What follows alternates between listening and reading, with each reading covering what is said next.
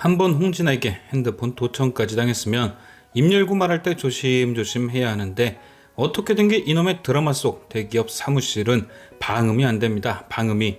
소유라가 회장실에서 흘러나오는 아빠 얘기 들을 때도 그렇고 어쩜 그렇게 밖으로 소리가 잘 새어나가는 건지 결국 강동화와 유수연은 홍진아에게 미행을 당하고 소유라가 살아있는 것까지 들키고 말았죠.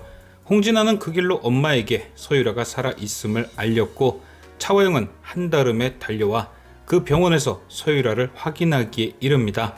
그런데 저는 이 모든 게 여전히 유수연의 계획 같습니다. 차화영에게 소유라가 살아있음을 알린 후 그녀가 소유라를 해치는 현장을 잡으려던 것이죠. 자신이나 강동화의 입을 통해 소유라의 생사가 드러나면 차화영이 혹시 무슨 다른 꿍꿍이가 있지 않을까 생각할 수도 있으니 일부러 자신과 강동화의 대화를 홍진아가 듣게 만든 뒤 병원으로 따라오게 한 겁니다.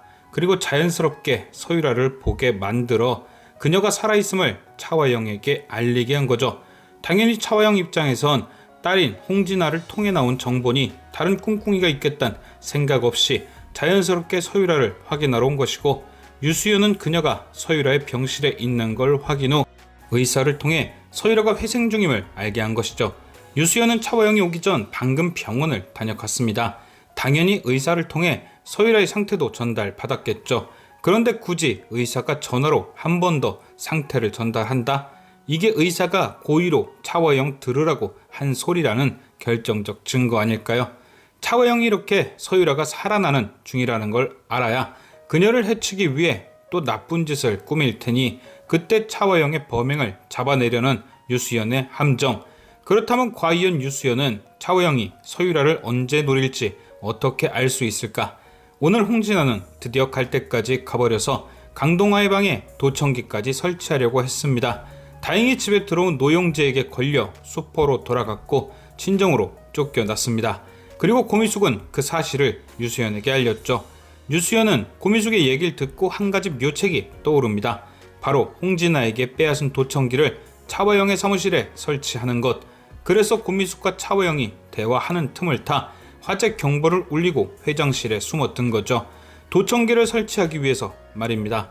그리고 유수연은 이제 그 도청기를 통해 여러 가지 정보들을 입수하게 되겠죠.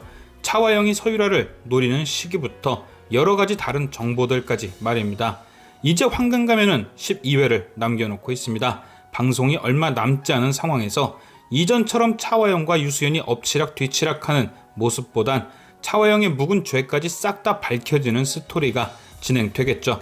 그래서 오늘 정태훈이 정신병원을 탈출해 유수연 앞에 등장한 것이고요. 정태훈의 등장은 유수연에겐 엄청난 무기가 됩니다. 정태훈으로 인해 차화영의 외도 조작을 밝힐 수 있는 것은 물론 유대성이 모든 걸 알고 있었고, 그래서 차화영이 그를 죽일 동기가 있었다는 것도 밝힐 수 있죠. 또한 정태훈에 대한 납치 감금, 그리고 탈출한 그 병원에 또 다른 피해자가 있다는 것까지 밝혀낼 수 있습니다. 즉 차화영에겐 정태훈이 가장 위협적인 무기라는 뜻. 아마도 유수연은 다시 한번 인터넷 라이브 방송을 통해 정태훈을 등장시키지 않을까 합니다. 방송에 등장한 만큼 차화영도 정태훈을 쉽게 건들지 못할 테니까요. 과연 정태훈의 등장으로 인해 차화영은 어떤 위기를 맞이하게 될 것인지 지금까지 시청해주신 여러분께 감사드리며 저는 또 다른 리뷰로 돌아오겠습니다.